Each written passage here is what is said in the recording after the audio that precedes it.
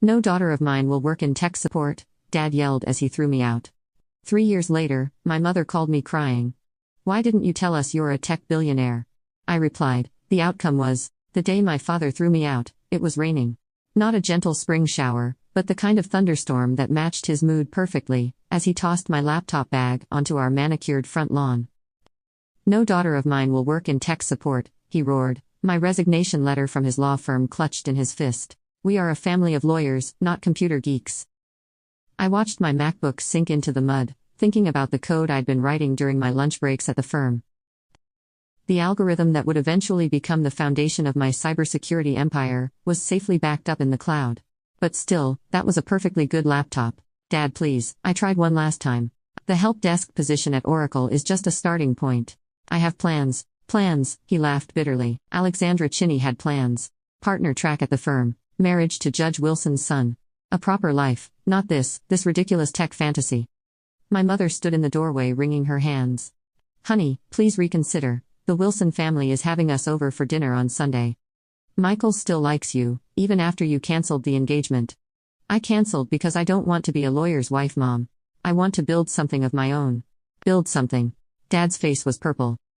Now you're throwing away a law degree from Harvard to answer phones and ask people if they've tried turning their computers off and on again. If he'd bothered to actually read my business plan, he'd have known that the help desk job was just to get inside Oracle, to understand their security infrastructure from the ground up. My real plan involved revolutionizing how companies protected their data. But explaining that would have been pointless. He'd stopped listening the moment I mentioned leaving the law firm. Get out, he said quietly, his voice colder than I'd ever heard it. If you want to throw away everything we've built for you, fine. But don't expect any support from this family while you play at being a tech worker. Richard, my mother protested weakly. She's our daughter. Not anymore. He turned his back, walking into the house. No daughter of mine would choose answering phones over a partnership track position. I picked up my muddy laptop, along with the duffel bag of clothes he'd thrown out after it. 3 years of secret coding, of building my security protocol while pretending to care about tort law, had led to this moment. Mom? I looked at her, still hovering in the doorway. Are you going to say anything? She glanced over her shoulder, where Dad was probably pouring himself a scotch in his wood-paneled study. Maybe in a few months, when you realize this was a mistake.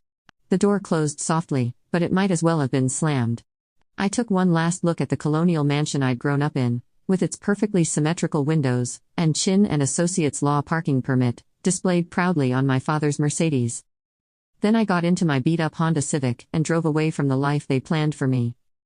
My studio apartment wasn't much, a converted garage in a questionable neighborhood, but it had fast internet and enough space for my computers. The help desk job at Oracle paid barely above minimum wage, but that didn't matter. I wasn't there for the money. Every day, I answered calls about forgotten passwords and malfunctioning printers.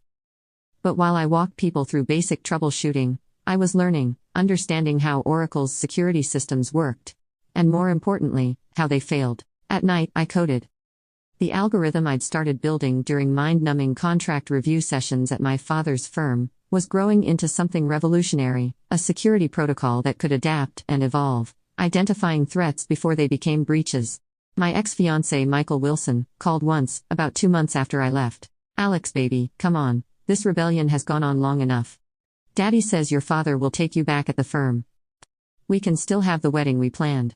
I hung up and blocked his number. 6 months into my career disgrace, as my father called it, I had my first breakthrough. During a routine security scan at Oracle, my program caught something the standard protocols missed, a sophisticated attempt to breach customer data that would have cost the company millions. I submitted my findings through proper channels, careful to hide how I'd actually caught the breach. 2 days later, I was called into a meeting with the head of cybersecurity. Miss Chin, he studied me over his glasses. Can you explain how you detected this breach attempt? Our best systems missed it. I took a deep breath. This was my moment. Actually, sir, I've been developing a new security protocol. Would you like to see how it works? 3 hours later, I walked out of his office with my first development contract. It wasn't huge, just enough to quit the help desk and focus on refining my algorithm, but it was a start. I sent my parents an email that night, excited to share my first real success. The response came from my mother's account, but I could hear my father's words. Tech support to junior programmer. Hardly the achievement we expected from a Harvard Law graduate.